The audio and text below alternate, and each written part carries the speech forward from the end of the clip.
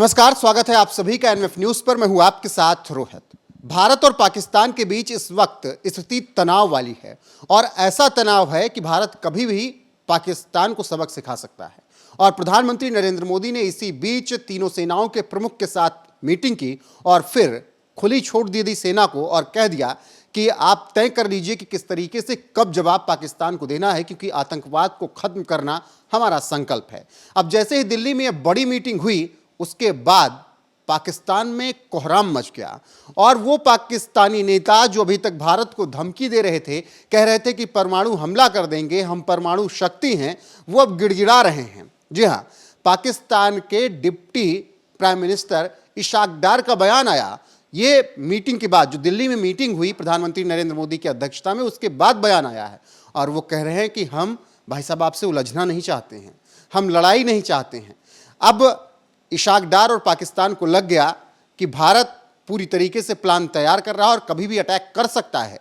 तो फिर ऐसे में इशाक डार हाथ पांव जोड़ने लगे, क्योंकि उन्हें अपनी औकात पता है। पाकिस्तान के तमाम पत्रकार, तमाम एक्सपर्ट ये कह रहे हैं कि पाकिस्तान में इतनी हिम्मत नहीं है कि वो भारत का सामना कर सके। कमर चीमा हो या तमाम और एक्सपर्ट, वो पाकिस्तान को चेता रहे हैं कि जंग नहीं होनी चाहिए, इसमें पाकिस्तान बर्बाद हो जाएगा। हालांकि ये बातें इशाक डार और तमाम बड़बोले पाकिस्तानी नेताओं को समझ में नहीं आ रहे थे।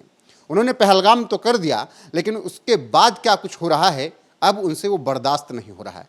ना निगला जा रहा है, ना उगला जा रहा है, क्योंकि भारत हर एक मोर्चे से पाकिस्तान को बर्बाद करने में लगा हुआ है। एक तरफ खबर यह है कि पाकिस्तान को तोड़ा जाएगा, अलग अलग हिस्सों में कर दिया जाएगा, सिंधु देश बनाने की अलग मांग चल ही रही है। उधर बलोचों ने विद्रोह पिछले लंबे वक्त से किया ही है। तो भारत बड़ी साजिश रच रहा है, ये पाकिस्तान को समझ में आ गया है।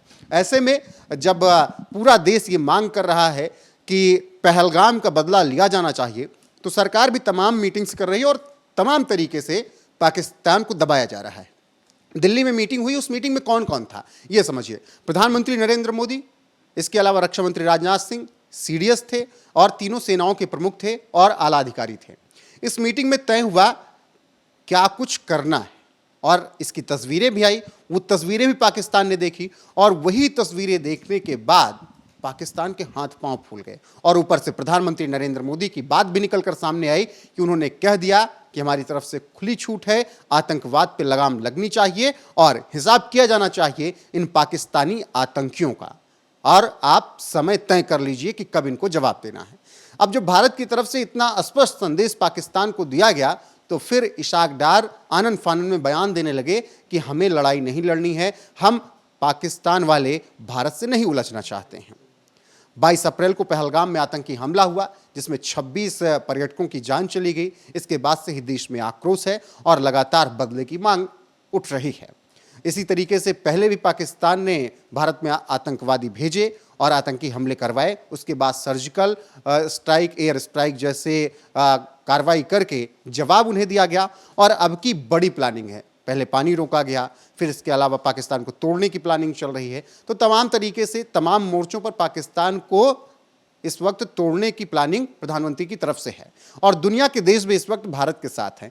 तुर्की, चाइना को अगर छोड़ दें तो इसके अलावा जो भी शक्तिशाली देश हैं, जो मित्र देश हैं, वो तो लगातार कह रहे हैं कि मारिए, देख लिया जाएगा। वो चाहे रूस है, इजराइल हो।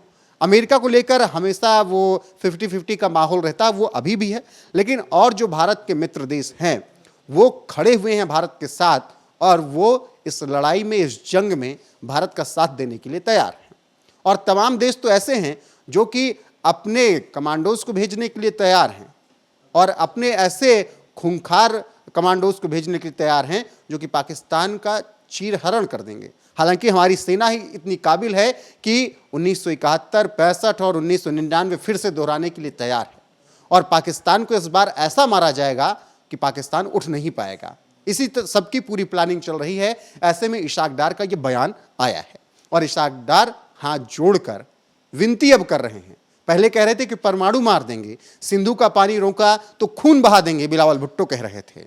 अब वही इशाक डार, वही Bilawal Bhutto high level meeting होने के बाद थर थर कांप रहे हैं।